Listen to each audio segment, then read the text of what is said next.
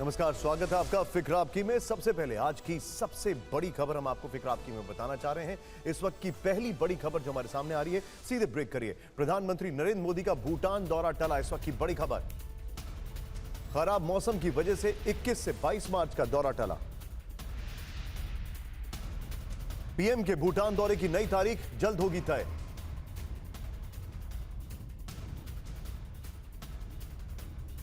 दूसरी बड़ी खबर इस वक्त आ रही है। प्रधानमंत्री मोदी ने एक दिन में पुतिन और जेलेंस्की दोनों से की बात। पीएम मोदी ने पुतिन से कहा, कूटनीति बातचीत से युद्ध का हल हो। जेलेंस्की को भारत के शांति प्रयासों से अवगत कराया। इस सब के बीच में एक और बड़ी खबर आ रही है। शिवसेना उद्धव गुट के नेता संजय राउत का विवादित बयान, औरंगजेब की सोच महाराष्ट्र पर चढ़ाई कर रही है। संजय राउत ने कहा, पीएम मोदी के पड़ोस वाले गांव में औरंगजेब का जन्म हुआ, संजय राउत ने कहा। और इसके बीच में एक और बड़ी खबर आ रही है। राहुल गांधी के शक्ति वाले बयान पर सियासी संग्राम। बीजेपी ने चुनाव आयोग में शिकायत दर्ज कराई। आयोग से विवादित बयान पर कार्रवाई की मांग की। बड़ी खबर, कांग्रेस केंद्रीय चुनाव समिति की बैठक में 30 सीटों पर उम्मीदवार तय। महाराष्ट्र के शोलापुर से परिणीति शिंदे को मिल सकता है टिकट, सूत्रों के हवाले से खबर। गुजरात के आणंद से अमित चावड़ा, राजकोट से परेश धनानी, सूत्रों के हवाले से खबर। और छोटा उदयपुर से सुखराम राठवा, जबकि साबरकांठा से तुषार चौधरी को टिकट, यह भी आ रही है सूत्रों के हवाले से खबर। एक और बड़ी खबर आ रही है। बदायूं मर्डर केस में आरोपी के एनकाउंटर की जांच के आदेश। आरोपी साजिद के एनकाउंटर की मजिस्ट्रेट जांच होगी। फरार आरोपी जावेद पार, यूपी पुलिस ने 25,000 का इनाम रखा। और टीएमसी नेता महुआ मोइत्रा की मुश्किलें बढ़ी। मानहानि मामले में कोर्ट ने जवाब मांगा। दिल्ली हाईकोर्ट ने समन जारी कर जवाब मांगा। बड़ी खबर, पप्पू यादव ने जन अधिकार पार्टी का कांग्रेस में विलय किया, सूत्रों से खबर। पूर्णिया लोकसभा सीट से चुनाव लड़ सकते हैं। बीएसपी के सांसद रहे दानिश अली भी कांग्रेस में शामिल हुए। और बड़ी खबर आ रही है, बिहार में टीवी9 की खबर का बड़ा असर। सरकार ने बीपीएससी शिक्षक भर्ती परीक्षा रद्द कर दी है। 14 मार्च को बीपीएससी परीक्षा का पेपर लीक हुआ था। इन सभी खबरों के साथ अब आपको दिखाते हैं कि कर्टन रेजर में आज वो कौन सी खबरें हैं जो आपके लिए देखना जरूरी है। पहली बड़ी खबर जो इस वक्त हमारे सामने आ रही है, बदायूं डबल मर्डर से जुड़ी 7 थ्योरी क्या है। आरोपी साजिद और जावेद का क्या कोई मास्टरमाइंड भी है? साजिश की वजह क्या थी और यह साजिश थी क्या? दूसरी बड़ी खबर, पीएम मोदी ने प्रेसिडेंट पुतिन और प्रेसिडेंट जेलेंस्की से बातचीत की है। यह बहुत बड़ी खबर हम आपको दिखाने जा रहे हैं। और क्या मैसेज उन्होंने दिया है, यह जानना सबसे ज्यादा जरूरी है। इस सब के बीच में एक और बड़ी खबर जो आ रही है, तीसरी बड़ी खबर जो हम आपको दिखाने वाले हैं, वो यह है कि पीएम मोदी ने राहुल गांधी पर आज शक्ति वाला कौन सा शब्द बाण छोड़ा। ऐसा करके पीएम मोदी ने युवा वोटर को कैसे साधा है। चौथी खबर, क्या वसुंधरा राजे नाराज हैं? क्या सदानंद गौड़ा कांग्रेस पार्टी को ज्वाइन कर सकते हैं? राजस्थान से लेकर कर्नाटक तक बीजेपी में बगावत के सुर क्यों सुनाई दे रहे? और पांचवी खबर, एल्विश यादव के फोन से अब खुलेंगे जहरीली पार्टी के राज।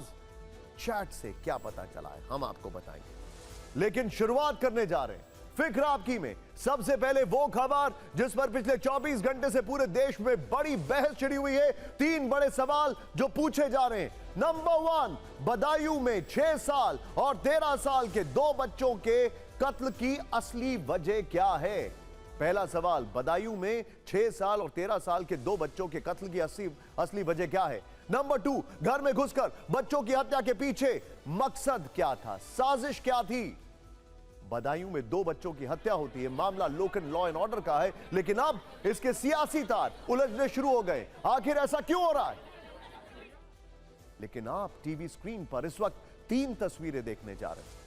पहली तस्वीर में बच्चों की मां का रो रो कर बुरा हाल है। वो चीख चीख कर दुनिया को बता रही है कि साजिद और जावेद ने ही उसके दोनों बेटों की जान ली है। दूसरी तस्वीर में साजिद जावेद दोनों आरोपी नजर आ रहे हैं। वारदात के 1 घंटे के अंदर यूपी पुलिस के एनकाउंटर में साजिद मारा गया, जावेद फरार है। उस पर इनाम की घोषणा हो गई। यही खबर हम आपको आगे दिखाने वाले हैं। और तीसरी तस्वीर है वारदात पर सियासत करने वाले नेताओं की। एनकाउंटर पर यूपी सरकार को घेरने की कोशिश की जा रही है और योगी सरकार के मंत्री उन पर पलटवार कर रहे हैं। लेकिन बदायूं हत्याकांड में सबसे पहले यह जानना जरूरी है कि देश को झकझोर देने वाले इस वारदात के पीछे की वजह है क्या।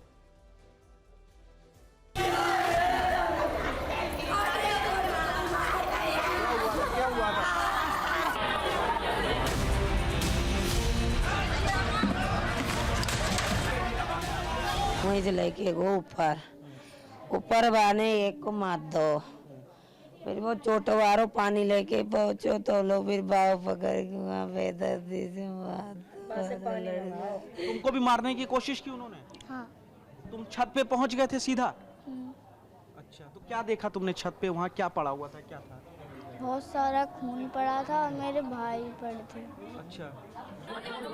वारदात के 24 घंटे बाद भी मां घर में बेसुध है और इस मासूम चश्मदीद ने छत पर जो कुछ भी देखा उसे सुनकर पूरा देश सन्न है।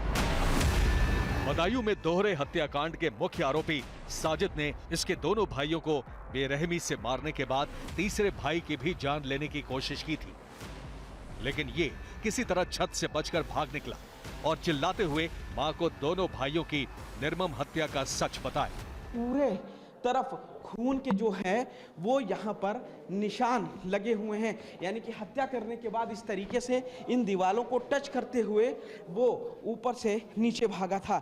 ये स्पॉट है, छत है, जहाँ पर वो बच्चों को लेकर के आया था और यहीं पर बेरहमी से दोनों बच्चों की गला काट करके हत्या कर दी थी। काफी ज्यादा खून बिखरा हुआ है। टीवी 9 की पड़ताल में अब तक जो बातें पता चली हैं, उसके मुताबिक अलापुर थाना क्षेत्र के कस्बा सखानू में रहने वाले सैलून के सामने ही पीड़ित विनोद ठाकुर का घर है। उनकी पत्नी संगीता घर में ही ब्यूटी पार्लर चलाती है।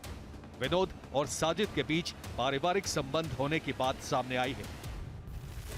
वारदात के दिन वो बाइक से भाई जावेद के साथ इनके घर आया था। साजिद ने गर्भवती पत्नी की डिलीवरी के बहाने संगीता से 5,000 रुपए मांगे थे। पैसा लाने की बात कहकर संगीता घर के अंदर चली गई। फिर साजिद उनके दो बेटों अहान और पीयूष को सैलून दिखाने के बहाने छत पर ले गया और यहाँ धारदार हथियार से हत्या कर दी। अच्छा, दोनों घर के अंदर ही थे? हाँ। दोनों साथ में आए थे? दोनों साथ में, दोनों तो जो जावेद था वो घर के अंदर रुका था और साजिद था वो ऊपर हाँ, गया वो था? ऊपर गया था। ऊपर गया था। हाँ। 5,000 रुपए उसको मिल गए थे। हाँ। कोई पुरानी दुश्मनी, कभी कुछ कहा सुनी लेन देन? क्योंकि पत्नी आपकी ब्यूटी पार्लर चलाती है, उसकी नाई की दुकान है। नहीं, ऐसी कोई बात नहीं। फिलहाल अब वो उसकी मर्जी है भाई, उसके दिल में क्या है हमारी पता है क्या कर रहा है वो, और ना तो हमने दुश्मनी कभी की उससे।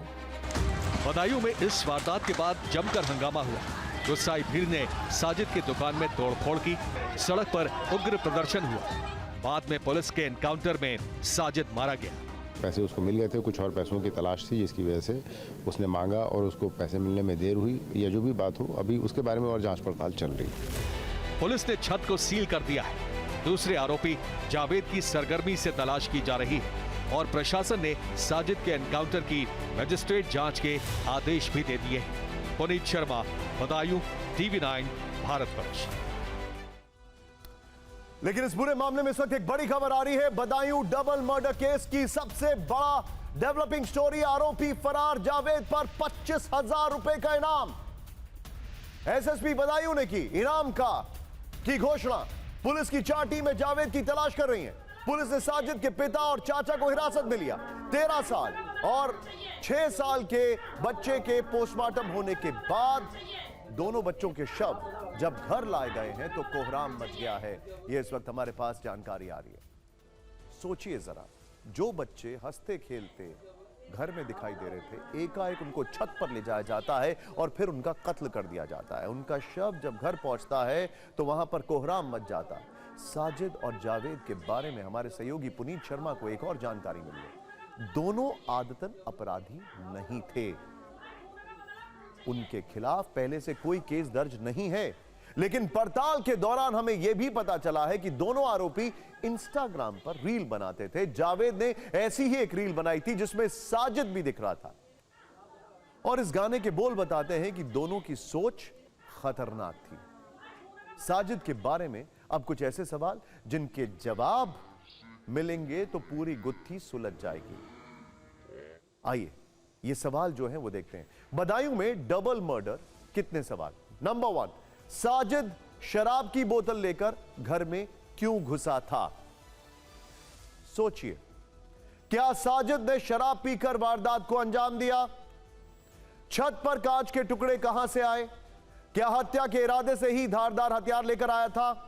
बच्चों को बहाने से छत पर ही क्यों लेकर गया था? क्या साजिद ने मर्डर से पहले रेकी की थी हत्या के बाद साजिद ने क्यों कहा काम पूरा हुआ? क्या डबल मर्डर का मास्टरमाइंड कोई और है? भारतीय कानून में rarest of the rare cases में एक कंडीशन यह भी होती है कि अगर किसी मर्डर को प्री मेडिटेटेड इंटेंट और प्लानिंग के साथ किया गया हो। पुलिस को यही इन्वेस्टिगेट करना है। इस वारदात में सबसे बड़ा सवाल यह है कि साजिद ने हत्या करने से पहले बच्चों की मां से क्यों कहा कि उसकी पत्नी गर्भवती है, और साजिद की पत्नी ने खुद टीवी 9 पर कहा है कि यह दावा झूठा है। अब पुलिस के सामने सबसे बड़ी गुत्थी यह सुलझाना है कि साजिद अपनी पत्नी के नाम पर क्यों झूठ बोल रहा था। और उनको बच्चा होने वाला, तो क्या आप गर्भवती हैं? ना, नहीं है। अच्छा, तो उसने ऐसा क्यों किया होगा? हत्या क्यों की या गर्भवती? हमें क्या पता, हमें क्या पता। शादी कब हुई थी इसकी, साजिद की? शादी हो गई 6 साल चल रही है ये। 6 साल है। कोई बच्चा है साजिद के? एक भी बच्चा नहीं है उसके। बच्चा नहीं है। सुने हैं कि 2 बच्चे पहले होके मर गए। मर गए, हाँ हो गए 2 बच्चे। हाँ हो के मर गए। तो अब उसकी पत्नी कहाँ रहती है? गर्भवती है पत्नी? नहीं, वो मैके है अपने। चुनावी मौसम में नेताओं के लिए संवेदना भी वोट बटोरने का एक साधन बन जाता है। इस घटना पर भी हिंदू और मुस्लिम वाला नैरेटिव बनाने की कोशिश चल रही है। प्रशासन पर आरोप लग रहे हैं कि उसने धर्म देखकर एनकाउंटर किया। विपक्ष के नेता सरकार पर इस घटना का राजनीतिक लाभ लेने की कोशिश करने का भी आरोप लगा रहे हैं। प्रशासन इसलिए ढील छोड़े हुए है क्योंकि उससे वो पॉलिटिकल लाभ उठाना चाहता है। तो अपनी नाकामी को छिपा नहीं सकते इस तरीके से। ये एनकाउंटर से नाकामी नहीं छिपनी है। सपा को अपने घटते हुए गिरते हुए जनाधार को लेकर के ऐसी बातें कह रहे हैं। जिसने भी कानून को अपने हाथ में उत्तर प्रदेश में लेने की कोशिश की है उसको बख्शा नहीं गया।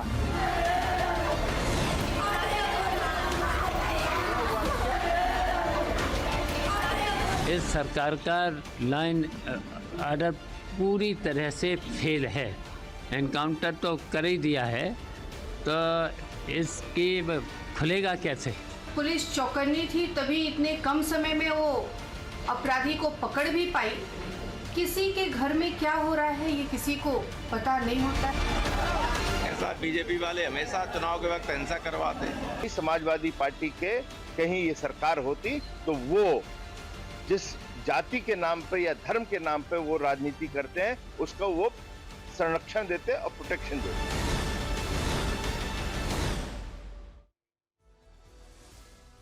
बदायूं की घटना लोकल लॉ एंड ऑर्डर का मामला है जिस पर पुलिस ने तुरंत कार्रवाई की है। लेकिन चुनावी मौसम में इस घटना के सियासी तार उलझने शुरू हो चुके हैं और वोटों की फसल काटने के लिए पूरे मामले को हिंदू मुस्लिम के चश्मे से देखा जा रहा है। बदायूं के साये में सियासत हो रही है। बदायूं और आसपास की बेल्ट कभी मुलायम सिंह यादव का गढ़ हुआ करता था। ऐसे में समाजवादी पार्टी से इस वक्त हमारे पास एक बड़ी खबर आ रही है। समाजवादी पार्टी ने थोड़ी देर पहले उम्मीदवारों की एक और लिस्ट जारी कर दी है। गौतम बुद्ध नगर से अपना उम्मीदवार बदल दिया है। गौतम बुद्ध नगर से महेंद्र नागर की जगह राहुल अवाना को टिकट दिया गया है। बदायूं के ठीक बगल में संभल जिला है। 2019 में यहां से समाजवादी पार्टी के सांसद शफीकुर रहमान बर्क चुनाव जीते थे। अब उनका निधन हो चुका है। ऐसे में समाजवादी पार्टी ने उनके बेटे जियाउर रहमान बर्क को संभल से उम्मीदवार बनाया। पीलीभीत की बात करें तो समाजवादी पार्टी ने भगवत शरण गंगवार को एसपी का उम्मीदवार घोषित किया है। बागपत से मनोज चौधरी समाजवादी पार्टी के टिकट पर चुनाव लड़ेंगे। घोसी से राजीव राय को एसपी का टिकट मिला है और मिर्जापुर से राजेंद्र एस बिंद को पार्टी ने टिकट दिया। बदायूं की घटना ने पूरे देश को झकझोर कर रख दिया है। इसीलिए आज ये हमारी पहली खबर प्रधानमंत्री मोदी की मोदी नीति की। 5 दिन पहले चुनावी तारीखों का ऐलान हो चुका है। प्रधानमंत्री Modi non stop campaigning mode में है। शायद देश के किसी भी नेता से ज्यादा रैलियों को वो अब तक संबोधित कर चुके हैं। लेकिन इस बीच पीएम मोदी का कल भूटान जाने का प्लान था और अभी खबर आ रही है प्रधानमंत्री मोदी कल भूटान के दौरे पर जाने वाले थे, लेकिन बड़ी खबर यह आ रही है कि उनका दौरा जो है वो टल गया है। खराब मौसम के चलते दौरा टल गया है। विदेश मंत्रालय के मुताबिक आगे साझा बातचीत के बाद पीएम मोदी के भूटान दौरे की नई तारीखों का ऐलान होगा। मनीष हमारे साथ है। मनीष, जानकारी दीजिए। बिल्कुल, देखिए तमाम चुनावी व्यस्तताओं के बावजूद प्रधानमंत्री नरेंद्र मोदी 21-22 मार्च यानी 2 दिन के भूटान दौरे पर कल जाने वाले थे। और आज मैं आपको बताऊं कि विदेश मंत्रालय के तरफ से एक प्रेस स्टेटमेंट भी जारी किया गया था कि उनका क्या शेड्यूल होगा, लेकिन उसके बाद अब खबर आई कि खराब मौसम की वजह से ये फैसला लेना पड़ा कि प्रधानमंत्री अभी फिलहाल नहीं जाएंगे। बेहद महत्वपूर्ण दौरा था क्योंकि भारत और भूटान के बीच संबंधों के लिहाज से भी देखे और आज की तारीख में जिस तरह से चीन को काउंटर करने के लिए इस दौरे को रणनीतिक तौर पर बहुत ही महत्वपूर्ण माना जा रहा था, लेकिन खराब मौसम की वजह से यह फैसला लेना पड़ा। जब प्रधानमंत्री नरेंद्र मोदी अब आने वाले दिनों में भूटान का दौरा करेंगे, लेकिन कल होने वाला उनका दौरा कैंसिल हो गया है और उसका रीजन विदेश मंत्रालय की तरफ से आधिकारिक तौर पर खराब मौसम ही बताया गया। वहीं दूसरी तरफ अगर आप देखें तो जिस तरीके से आपने भी बताया कि प्रधानमंत्री का शेड्यूल कितना बिजी था, लेकिन इस बिजी शेड्यूल के बीच में उन्होंने भूटान दौरा करने का फैसला किया था। मनीष, आपको रोकूंगा मैं। पिछले हफ्ते 14 से 18 मार्च के बीच भूटान के पीएम शेरिंग टोब्गे ने भारत का दौरा किया था। पीएम बनने के बाद वो पहली विदेश यात्रा पर भारत आए थे। पीएम मोदी ने टोब्गे का 7 कल लोक कल्याण मार्ग पर शानदार स्वागत किया। दोनों के बीच द्विपक्षीय वार्ता हुई। इस दौरान टोब्गे ने पीएम मोदी को भूटान यात्रा का न्योता दिया था। पीएम ने न्योता स्वीकार करते हुए 1 हफ्ते के भीतर ही भूटान जाने का फैसला किया था। पीएम मोदी न्योते को स्वीकार कर चुके हैं। अब जल्द नई तारीखों का ऐलान होने के बाद वो भूटान की यात्रा कर सकते हैं। मोदी नीति में पड़ोसी देशों से संबंध शुरू से ही टॉप प्रायोरिटी रही है और 2014 में जब नरेंद्र मोदी ने प्रधानमंत्री पद की शपथ ली, तभी से पड़ोसी देशों से बेहतर संबंधों पर उनकी नीति साफ दिखी है। लेकिन चीन को भारत का यह मेल मिलाप पच नहीं रहा है। साल 2023 में भूटान के राजा जिग्मे खेसर नामग्याल वांगचुक भारत आए थे। पीएम मोदी ने भी उनका अपने आधिकारिक आवास पर स्वागत किया। यह तस्वीरें बताती हैं कि भारत भूटान के बीच रिश्ते कितने आत्मीय हैं। अब बड़ा सवाल यह है कि पीएम मोदी के भूटान दौरे से बीजिंग क्यों परेशान है? क्यों चीन भारत और भूटान के बीच गहरे संबंधों से बेचैन है? क्यों शी जिनपिंग अभी तक भूटान को अपने जाल में फंसाने में नाकामयाब रहे हैं? और कैसे भारत भूटान का सबसे विश्वास पात्र दोस्त है? यह रिपोर्ट देखें।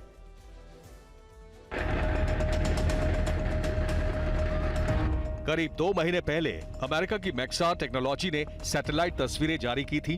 तस्वीरों में पेउल खेनपाजोंग की शाही परिवार से जुड़ी जमीन पर पिछले 3 सालों में हुआ चीनी निर्माण दिखाया गया था।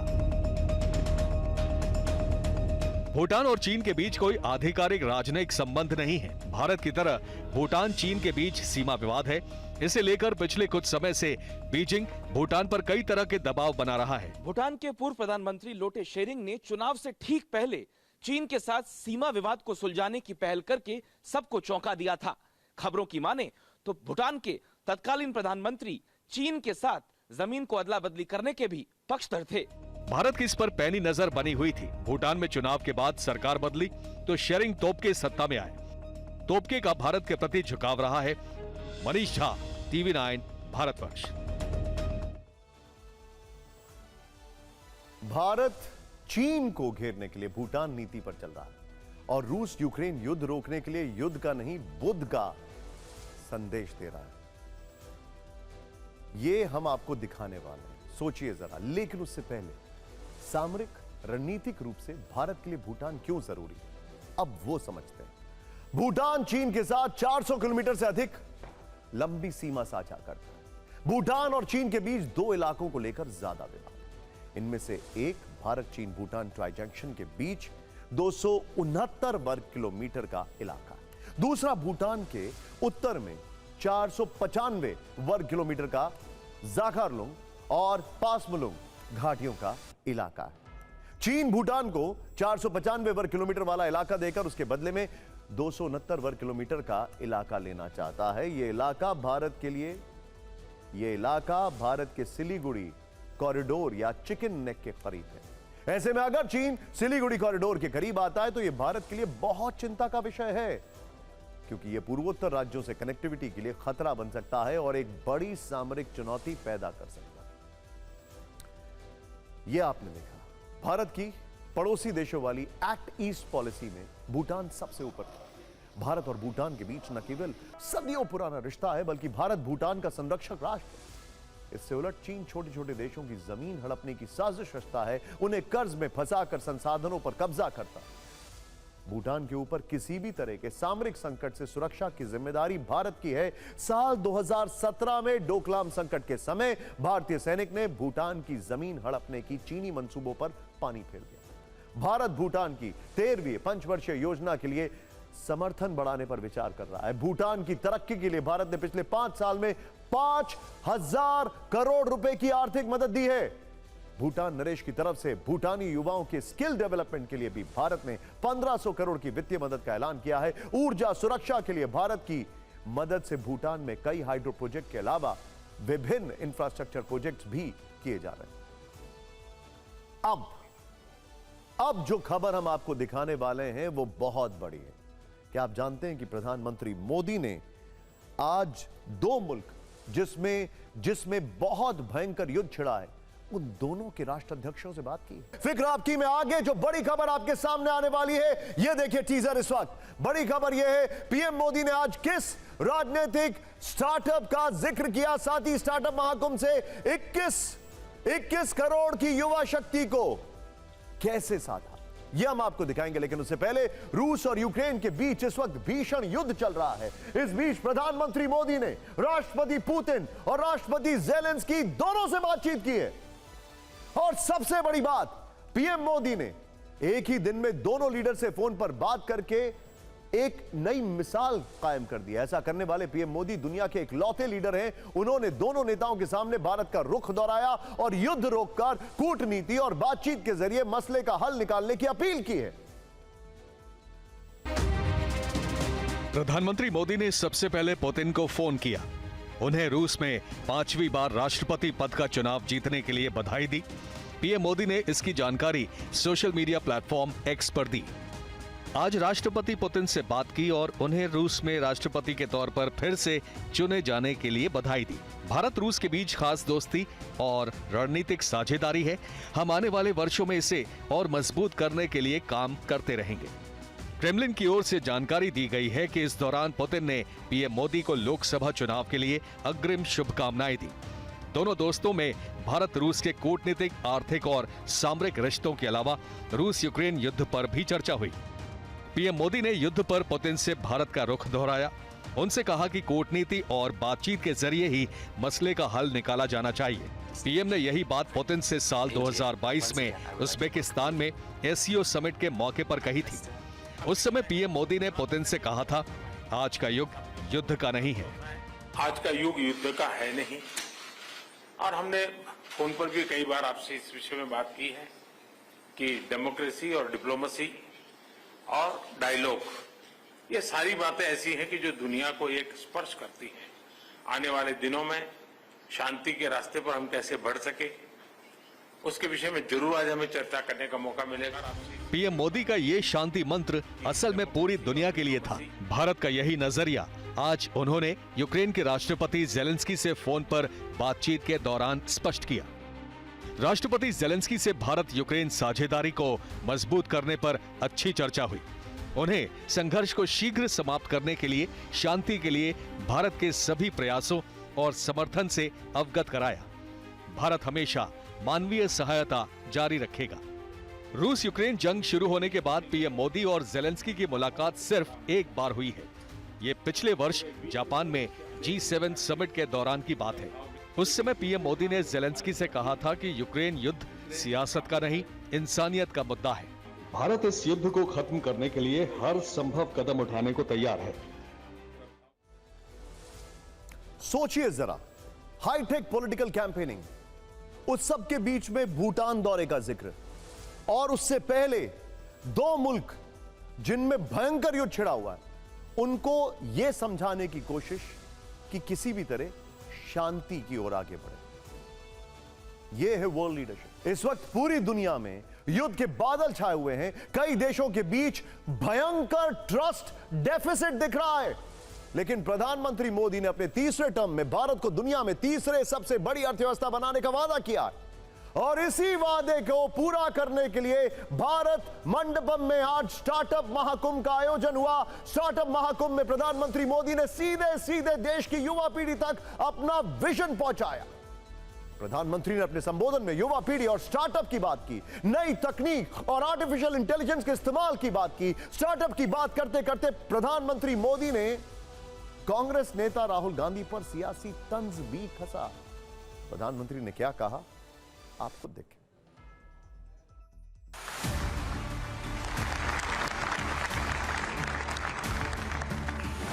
स्टार्टअप लॉन्च तो बहुत लोग करते हैं और पॉलिटिक्स में तो ज्यादा।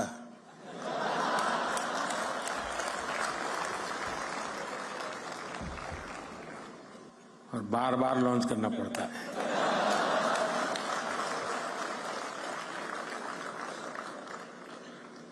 आप में उनमें फर्क ये है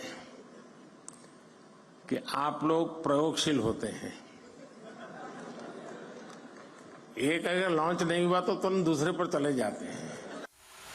दिल्ली के भारत मंडपम में आयोजित स्टार्टअप महाकुंभ में प्रधानमंत्री मोदी ने बिना नाम लिए राहुल गांधी पर राजनीति के तीखे बाण छोड़े। निशाना राहुल गांधी थे, लेकिन पीएम मोदी की नजर 18 से 29 साल के 21 करोड़ 59 लाख नौजवानों पर है। भारत की युवा शक्ति का सामर्थ्य आज पूरी दुनिया देख रही है। इस सामर्थ्य पर भरोसा करते हुए देश ने स्टार्टअप इकोसिस्टम निर्माण करने की तरफ अनेक कदम उठाए हैं। शुरुआत में इस प्रयास पर भरोसा करने वाले बहुत कम थे, जैसा मैंने प्रारंभ में कहा। स्टार्टअप महाकुंभ देश का सबसे बड़ा और अपनी तरह का पहला स्टार्टअप आयोजन है। इसमें देश भर के 2000 से ज्यादा स्टार्टअप, 1000 से ज्यादा इन्वेस्टर और 100 से ज्यादा यूनिकॉर्न हिस्सा ले रहे हैं। इनका सीधा कनेक्शन देश के युवा वोटर से है। तो देश के युवाओं ने दिखा दिया कि वो क्या कुछ कर सकते हैं। आज भारत दुनिया का तीसरा बड़ा स्टार्टअप इकोसिस्टम है। प्रधानमंत्री मोदी का फोकस युवाओं पर रहा है। इसी को ध्यान में रखकर मोदी सरकार ने स्किल इंडिया और स्टार्टअप इंडिया जैसी योजनाएं शुरू की। नतीजा है कि आज देश में 1,25,000 से ज्यादा रजिस्टर्ड स्टार्टअप काम कर रहे हैं, जिनसे 12 लाख युवा सीधे जुड़े हैं। देश में 110 से ज्यादा यूनिकॉर्न है। देश के स्टार्टअप ने 12,000 पेटेंट फाइल किए हैं। जेम पोर्टल पर रजिस्टर्ड स्टार्टअप का 20,000 करोड़ रुपए का कारोबार है। विश्व के बेहतर भविष्य की बात मैं कर रहा हूं, और मेरी ताकत पर नहीं, आपके सामर्थ्य पर मेरा भरोसा है। स्टार्टअप महाकुंभ से पीएम मोदी ने देश के नौजवानों के सामने 2047 के विकसित भारत का रोड मैप भी रखा।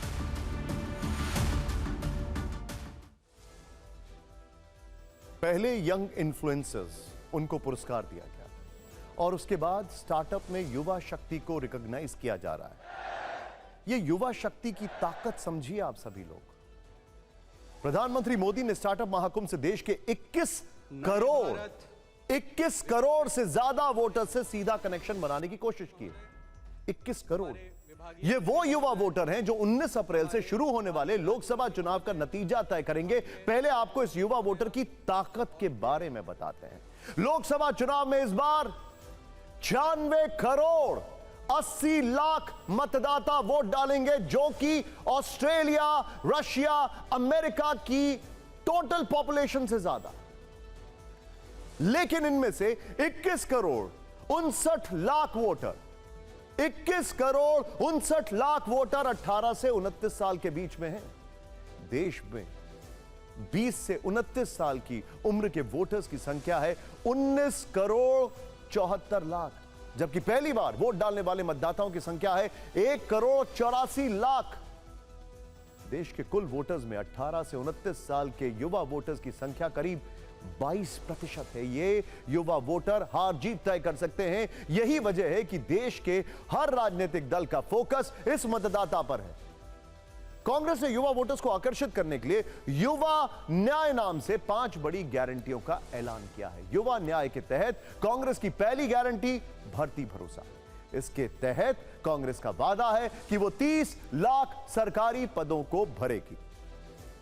युवा न्याय की दूसरी गारंटी है पहली नौकरी पक्की। कांग्रेस वादा कर रही है कि हर ग्रेजुएट और डिप्लोमाधारी को सालाना 1 लाख रुपए अप्रेंटिसशिप दी जाएगी। युवा न्याय की तीसरी गारंटी है पेपर लीक से मुक्ति। कांग्रेस कह रही है कि वो पेपर लीक रोकने के लिए देशव्यापी कानून बनाएगी। युवा न्याय की चौथी गारंटी है जीआईजी इकोनॉमी में सामाजिक सुरक्षा। कांग्रेस का वादा है कि वो जीआईजी वर्कर्स के लिए पेंशन और सामाजिक सुरक्षा की गारंटी देगी। कांग्रेस ने युवा न्याय की 5वीं गारंटी को युवा रोशनी इनाम दिया है। इसके तहत कांग्रेस ने 500 करोड़ रुपए का एक राष्ट्रीय कोष बनाने का वादा किया है। इस कोष से जिला स्तर पर युवाओं को स्टार्टअप फंड दिया जाएगा। स्टार्टअप महाकुंभ में प्रधानमंत्री मोदी ने राहुल गांधी पर तंज कसा। यह हमने आपको अभी अभी दिखाया, लेकिन आज एक बार फिर विपक्ष की तरफ से प्रधानमंत्री को लेकर ऐसे शब्दों का इस्तेमाल हुआ जिसने एक बार फिर राजनीतिक मर्यादा की लक्ष्मण रेखा पार कर दी। आज चुनाव में औरंगजेब और अफजल खान की एंट्री हुई है। महाराष्ट्र के बुल्ढाना में शिवसेना उद्धव ठाकरे के नेता संजय राउत प्रधानमंत्री मोदी पर जुबानी हमले कर रहे थे। इसी दौरान उन्होंने औरंगजेब का नाम लेकर पीएम मोदी पर विवादित बयान दिया। संजय राउत ने औरंगजेब को गुजरात से जोड़ा और फिर इसका एक अजीबोगरीब कनेक्शन प्रधानमंत्री मोदी से जोड़ दिया। संजय राउत ने ऐसा क्यों किया और संजय राउत ने ऐसा क्या कहा, आपको उद्धव ठाकरे तुमच्या नावाचा महाराष्ट्रात शिवाजी महाराज जन्माला आले आणि औरंगजेबाचा जन्म गुजरातमध्ये झाला।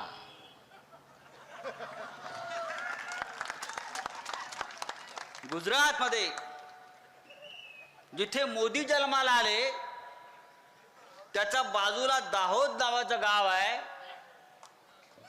तेथे औरंगजेब जन्माला आला आणि म्हणून ही औरंगजेबी वृत्ती गुजरात आणि दिल्लीतून या महाराष्ट्रावर चाल करून येते आहे आणि शिवसेनेच्या विरोधामध्ये, आमच्या स्वाभिमानाच्या विरोधामध्ये। मार्च की शुरुआत में आरजेडी अध्यक्ष लालू प्रसाद यादव ने प्रधानमंत्री मोदी के परिवार पर तंज कसा था। प्रधानमंत्री मोदी ने लालू यादव के बयान के बाद ही मैं भी मोदी का परिवार स्लोगन दिया। अब संजय राउत ने पीएम मोदी के गांव पर कमेंट किया है। हमला प्रधानमंत्री पर हुआ है तो बीजेपी नेता सुधांशु त्रिवेदी ने तीखा पलटवार किया। इंडी गठबंधन के एक प्रमुख घटक शिवसेना के नेता संजय निरुपम जी ने औरंगजेब और गृह मंत्री जी के लिए अफजल खान से तुलना की। मुझे लगता है कि ये जो कुछ भी इंडी गठबंधन वाले प्रधानमंत्री जी के प्रति बोल रहे हैं इसमें कुछ भी नया नहीं है, मगर निचलापन नित नया दिखता चला जा रहा। संजय राउत के बयान ने आज एक बार फिर बीजेपी को बड़ा मुद्दा दे दिया। लेकिन क्या बीजेपी के खेमे में सब कुछ ठीक है? क्या बीजेपी के अंदर नाराजगी के स्वर जो हैं वो बुलंद होने शुरू हो चुके हैं? बीते दिनों कांग्रेस के कई कद्दावर नेताओं के बीजेपी में शामिल होने का सिलसिला चला, लेकिन अब चुनाव की तारीख पास आते ही बीजेपी के कई नेता कांग्रेस में शामिल होने की अर्जी लगा रहे हैं। बड़ी खबर राजस्थान से आ रही है, जहां 2 बार की मुख्यमंत्री और बीजेपी की मजबूत नेता वसुंधरा राजे और उनके करीबी नेताओं के नाराज होने की चर्चा तेज है। टीवी 9 भारतवर्ष संवाददाता ध्वज आर्या ने आज बड़ी खबर दी है। खबर है कि वसुंधरा राजे के करीबी प्रहलाद गुंजल कभी भी कांग्रेस ज्वाइन कर सकते हैं। सूत्रों से पता चला है कि दिल्ली में कांग्रेस अध्यक्ष मल्लिकार्जुन खड़गे की मौजूदगी में प्रहलाद गुंजल कांग्रेस का हाथ थामेंगे। प्रहलाद गुंजल राजस्थान के हड़ौती रीजन के बड़े नेता हैं। हड़ौती रीजन में झालावाड़, बूंदी, कोटा और बारां आते हैं। सूत्रों के मुताबिक उनके कांग्रेस में जाने के बाद हड़ौती इलाके के कई और बीजेपी नेता या कार्यकर्ता कांग्रेस में जाने की तैयारी में हैं। ऐसी चर्चा है कि कांग्रेस उन्हें कोटा, बूंदी से लोकसभा चुनाव भी लड़ा सकती है। अगर कांग्रेस ने प्रहलाद गुंजल को कोटा, बूंदी लोकसभा सीट से टिकट दिया, लोकसभा स्पीकर और बीजेपी उम्मीदवार ओम बिरला के लिए सियासी मुश्किलें बढ़ जाएंगी। लेकिन बीजेपी के लिए चिंता इससे कहीं ज्यादा बड़ी है, क्योंकि पहले चुरू से बीजेपी सांसद राहुल कासवा बागी हुए और बीजेपी छोड़कर कांग्रेस में आ गए। अब प्रहलाद गुंजल के बीजेपी छोड़ने की खबरों ने राजस्थान की सियासत का पारा चढ़ा दिया। चुनाव लड़ना तय है, ये तो फाइनल है। राहुल कसवा हो या प्रहलाद गुंजल, दोनों वसुंधरा राजे के करीबी हैं। इसीलिए राजस्थान में इस वक्त सबसे बड़ा राजनीतिक प्रश्न ये है कि क्या लोकसभा चुनाव से पहले वसुंधरा राजे नाराज हो गई हैं? क्या वसुंधरा के करीबी नेता साइडलाइन किए जाने से गुस्से में हैं? और तीसरा सवाल, क्या राजे समर्थक नेता बीजेपी छोड़कर कांग्रेस में जाने की तैयारी कर रहे हैं? ये सवाल हवा हवाई नहीं है। पहले बीजेपी ने वसुंधरा राजे समर्थक सांसद राहुल कसवा का टिकट काट दिया। बीजेपी ने राजस्थान की 25 में से 15 सीट पर उम्मीदवार घोषित किए, लेकिन वसुंधरा राजे के बेटे दुष्यंत सिंह का नाम किसी लिस्ट में नहीं था। एक व्यक्ति डिसाइड करेगा कि किसको टिकट मिलेगी, किसको नहीं मिलेगी, किसको कौन पार्टी में किस पोस्ट पे बैठेगा। जिन लोगों ने मेरे बारे में, जिन लोगों ने वसुंधरा जी के बारे में अपशब्द कहे, भरी मीटिंगों से कहे, उन लोगों को आपने स्टेट लीडरशिप के अंदर पद दिला दिए, तो आपने क्या संदेश दिया? आपने संदेश क्लियर कर दिया कि आपकी कोई हमारी रिस्पेक्ट ही नहीं है। मुझे कोई आज गाली बक रहा है, वो पार्टी का पदाधिकारी बन सकता है क्या? वो क्यों बनाया गया? तो ये सोच की लड़ाई है। वसुंधरा राजे और उनके खेमे के नेता गुस्से में हैं। ये चर्चा राजस्थान में कई दिन से है। वसुंधरा राजे की नाराजगी उस दिन खुलकर दिखी थी जब भजनलाल शर्मा को सीएम के तौर पर चुना गया। वो 30 दिसंबर को भजनलाल शर्मा के शपथ ग्रहण समारोह में शामिल नहीं हुई। 12 जनवरी को लोकसभा चुनाव की तैयारी को लेकर राजस्थान बीजेपी की जयपुर में बड़ी मीटिंग हुई, लेकिन वसुंधरा राजे नहीं आई। वसुंधरा राजे की नाराजगी में कांग्रेस को अपने लिए मौका नजर आ रहा है, इसलिए कांग्रेस के नेता महारानी के मान अपमान का प्रश्न पूछने लगे हैं और इशारों इशारों में राजे कैंप को संदेश दे रहे हैं। नहीं, खत्म तो कैसे होगा? जो 2 बार मुख्यमंत्री रह ली वसुंधरा जी खुद, तो आप ये तो चैप्टर तो कभी किसी का खत्म नहीं होता। हर आदमी की अपनी एक अहमियत होती है, लेकिन मेरी ये उम्मीद है कि राजस्थान की जनता वसुंधरा जी को चुप बैठे हुए नहीं देखना चाहती। राजस्थान की जनता चाहती है कि वसुंधरा जी आगे बढ़कर बोलती रहे। राजे खेमे की नाराजगी गहरी है। वसुंधरा राजे सीएम की दावेदार थी, उन्हें सीएम नहीं बनाया गया। उनके समर्थक विधायकों कालीचरण सर्राफ, श्री चंद कृपलानी और प्रताप सिंह सिंघवी जैसे नेताओं को मंत्री पद नहीं मिला। अब मौका लोकसभा चुनाव का है, इसलिए राजे खेमा अपनी ताकत दिखाने के मूड में है। चुनावी मौसम में सिर्फ राजस्थान में ही नेताओं के आने जाने का सिलसिला नहीं चल रहा है। कर्नाटक, झारखंड और गुजरात से भी बीजेपी नेताओं के पार्टी छोड़ने की खबरें आ रही हैं। लोकसभा चुनाव से पहले बीजेपी को झारखंड में तगड़ा झटका लगा है। झारखंड के मांडू विधानसभा क्षेत्र से 3 बार के विधायक जयप्रकाश पटेल बीजेपी छोड़कर कांग्रेस के हो गए। जयप्रकाश पटेल झारखंड विधानसभा में बीजेपी के विप भी थे। आज ही जम्मू कश्मीर के बड़े नेता लाल सिंह बीजेपी छोड़कर कांग्रेस में शामिल हुए। लाल सिंह कई बार विधायक और जम्मू कश्मीर सरकार में मंत्री रह चुके हैं। बीजेपी छोड़कर कांग्रेस ज्वाइन करने वाले नेताओं में कई और नाम भी शामिल हैं। 2 बार के सांसद और तेलंगाना के बड़े नेता जितेंद्र रेड्डी, उनके बेटे मिथुन रेड्डी 15 मार्च को बीजेपी छोड़कर कांग्रेस में आ गए हैं। 10 मार्च को हरियाणा के हिसार से सांसद ब्रिजेंद्र सिंह बीजेपी छोड़कर कांग्रेस में शामिल हो गए हैं। सिर्फ राजस्थान ही नहीं, कर्नाटक में भी all is not well. BJP के अंदर असंतोष पनप रहा है। कर्नाटक में बीजेपी अब तक 28 में से 20 उम्मीदवारों के नाम घोषित कर चुकी है, लेकिन इनमें कर्नाटक बीजेपी के कई कद्दावर नेताओं के नाम शामिल नहीं है। बीजेपी ने पूर्व मुख्यमंत्री सदानंद गौड़ा का बेंगलुरु उत्तर से टिकट काट दिया। उनकी जगह शोभा करंदलाजे को टिकट मिला है। इससे सदानंद गौड़ा नाराज है। ऐसे में खबरें हैं कि उनकी कांग्रेस नेताओं से बातचीत चल रही है और वो कांग्रेस में शामिल भी हो सकते हैं। हाल ही में उन्होंने कांग्रेस लीडरशिप की भी तारीफ की है। बीजेपी के एक और बड़े नेता और पूर्व उप मुख्यमंत्री केसी ईश्वरप्पा भी नाराज हैं। वो अपने बेटे के.ई. कंटेश के लिए टिकट चाहते थे, टिकट नहीं मिला। उन्होंने शिवमोगा सीट से येदुरप्पा के बेटे बीवाई विजेंद्र के खिलाफ खुद मैदान में उतरने का ऐलान कर दिया। अभी तक बात हो रही थी राजनीतिक पाला बदलने वाले पॉलिटिकल बॉसेस की, लेकिन अब बात बिग बॉस OTT 2 के विनर और यूट्यूबर एल्विश यादव की। आज इस केस में बरामद सांपों की तस्वीरें सामने आई। हम आपको स्क्रीन पर वो दिखा भी रहे हैं। दावा है कि FIR में नामजद आरोपियों में से सांप बरामद कर लिए गए। सूत्रों के मुताबिक रेव पार्टी में सांप और उसके जहर की तस्करी के केस में गिरफ्तार एल्विश ने पूछताछ में कई खुलासे किए हैं। वो नए खुलासे क्या हैं और एल्विश यादव की मुश्किलें कैसे बढ़ती जा रही हैं, इस रिपोर्ट में आपको जरूर देखना चाहिए। सूत्रों के मुताबिक नोएडा पुलिस ने एल्विश यादव के फोन से कई अहम सुराग हासिल किए हैं। ये वो सुराग हैं जो जहर वाली पार्टी के राज खोल सकते हैं। एल्विश मामले में नोएडा पुलिस की जांच इसके इर्द गिर्द घूम रही है। एल्विश यादव के सोशल मीडिया अकाउंट्स को खंगाल रही नोएडा पुलिस अब उसकी चैट्स को डिकोड करने की कवायद में जुटी है। सूत्रों के मुताबिक एल्विश के व्हाट्सएप से भी कई पार्टी ग्रुप्स की जानकारी मिली। इन व्हाट्सएप ग्रुप में लेट नाइट पार्टियों से संबंधित चैट मौजूद है। व्हाट्सएप ग्रुप से कई वीडियो भी नोएडा पुलिस को मिले हैं। इन्हीं वीडियो के जरिए पुलिस लोकेशन ट्रैक करने में जुटी है। एल्विश मामले में व्हाट्सएप की जांच के बाद पुलिस ने एक लिस्ट तैयार की है जिसमें उन लोगों के नाम हैं जिनसे नाइट पार्टी को लेकर एल्विश संपर्क में रहता था। लिस्ट में शामिल लोगों से पुलिस जल्द पूछताछ करने की तैयारी में है। इन लोगों को जल्द ही नोएडा पुलिस तलब करने वाली है। इसी पूछताछ के आधार पर एल्विश केस में जल्द कुछ और गिरफ्तारियां मुमकिन हैं। फोन और व्हाट्सएप चैट के जरिए सबूत जुटाने को लेकर पुलिस फॉरेंसिक टीम की भी मदद ले रही है। टीवी 9 के पास इस मामले की एफआईआर कॉपी भी है, जिसमें 6ठे नंबर पर एल्विश यादव का नाम आरोपी के तौर पर दर्ज है।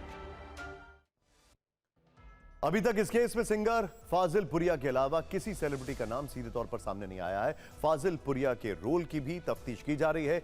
अब तक इस मामले में 7 गिरफ्तारियां हो चुकी हैं।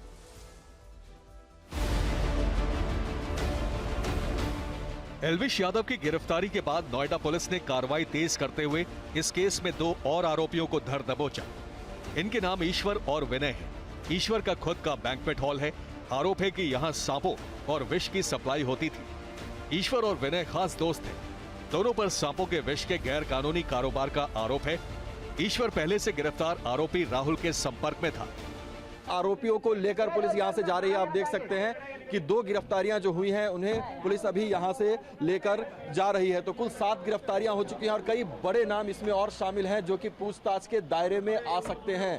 नोएडा पुलिस बैंक्वेट हॉल और फार्म हाउस की पहचान कर रही है, जहां सांपों संकलन की कार्रवाई प्रचलित है और जिनकी भी साक्ष्य के क्रम में संलिप्तता पाई जाएगी उनके विरुद्ध कार्रवाई भी की जाएगी। नोएडा पुलिस की एक अलग टीम एल्विश यादव और इस मामले से जुड़े अन्य आरोपियों की फाइनेंशियल ट्रांजैक्शन को भी खंगाल रही है।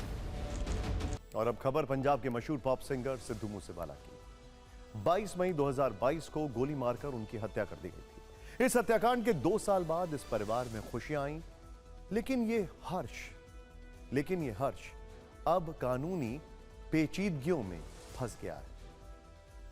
सिद्धू मूसेवाला के पिता बलकौर सिंह और माता चरण सिंह हाल ही में दोबारा पेरेंट्स बने। पंजाब में भटिंडा के अस्पताल में मूसेवाला की मां ने IVF के जरिए बेटे को जन्म दिया। अपने बेटे को गोद में लेकर बलकौर सिंह बेहद खुश दिखे। बच्चे को मूसेवाला का पुनर्जन्म बताया है, लेकिन इस खुशी में खलल तब पड़ गया जब सिद्धू मूसेवाला के पिता ने एक वीडियो जारी कर पंजाब सरकार पर कई गंभीर आरोप लगाए। इस विवाद के केंद्र में IVF यानी इन विट्रो फर्टिलाइजेशन तकनीक है। पूरा मामला क्या है, इस रिपोर्ट में देखें। एक तरफ सिद्धू मूसेवाला के घर पर बधाई देने वालों का तांता लगा है। 17 मार्च को बच्चे के जन्म के बाद बड़ी संख्या में लोग सिद्धू मूसेवाला के घर और उसके गांव में बधाई देने पहुंच रहे हैं। मिठाइयां बांटी जा रही हैं। वहीं दूसरी तरफ सिद्धू मूसेवाला के पिता ने कहा है कि पंजाब सरकार और प्रशासन की तरफ से उनको परेशान किया जा रहा है। बच्चे के जन्म के 2 दिन बाद ही कानूनी वैधता से जुड़े दस्तावेज मांगे जा रहे हैं। प्रशासन सवेर तो मैनू परेशान कर रहा इस गल लई भी तुसी अपने इस बच्चे दे सानू डॉकूमेंट पेश करो। इस बच्चे नू लीगल साबित करने लई मैनू तरह तरह के सवाल पूछे जा सके। सिद्धू मूसेवाला के पिता ने पंजाब सरकार से अपील की है कि बच्चे का इलाज हो जाने दे। वो हर सवाल का जवाब देने के लिए तैयार हैं। मैं सरकार नू एक बेनती करनी चाहना, खास करके CM साहब नू भी कृपा करके तुसी इस गल ते तां थोड़ा जिहा तरस खाओ भी ये ट्रीटमेंट तो पूरा हो लैन दिओ। मैं इत्थों दा रहने वाला, मैं इत्थे ही रहूँगा। जिथे तुसी मैनू बुलाओगे मैं तलब करूँगा, मैं हर जगह ते पहुँचूँगा।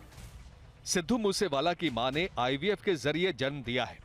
दरअसल भारत में कानून के मुताबिक 21 से 50 साल की उम्र की महिला ही IVF तकनीक की मदद से बच्चे को जन्म दे सकती हैं, जबकि सिद्धू मूसेवाला की मां की उम्र 58 साल है। इसी वजह से ये पूरा विवाद है।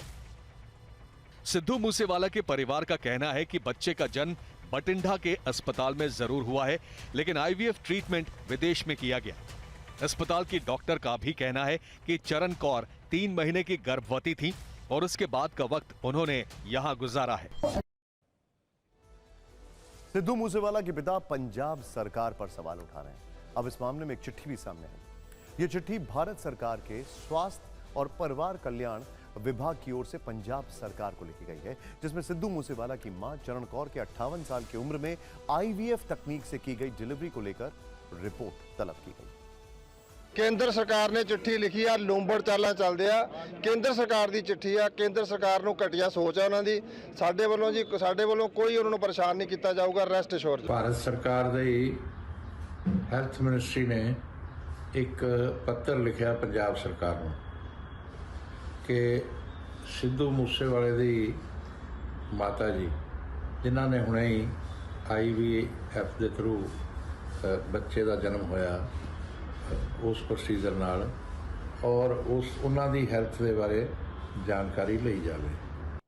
और अब election top 9 Co-powered by Silver Pumps and Motors. नाम याद रखना। Cooling partner, India's #1 cooler, Symphony. UP में समाजवादी पार्टी ने 6 उम्मीदवारों की एक और लिस्ट जारी की। गौतम बुद्ध नगर से उम्मीदवार बदला। चुनाव आयोग का केंद्र, राज्य और केंद्र शासित प्रदेशों को निर्देश, कल शाम 5 बजे तक सरकारी विज्ञापन हटाने के लिए कहा। सोनिया गांधी की मौजूदगी में कांग्रेस सीईसी की बैठक हुई। सभी सीटों पर चर्चा के साथ कुछ उम्मीदवारों के नाम तय।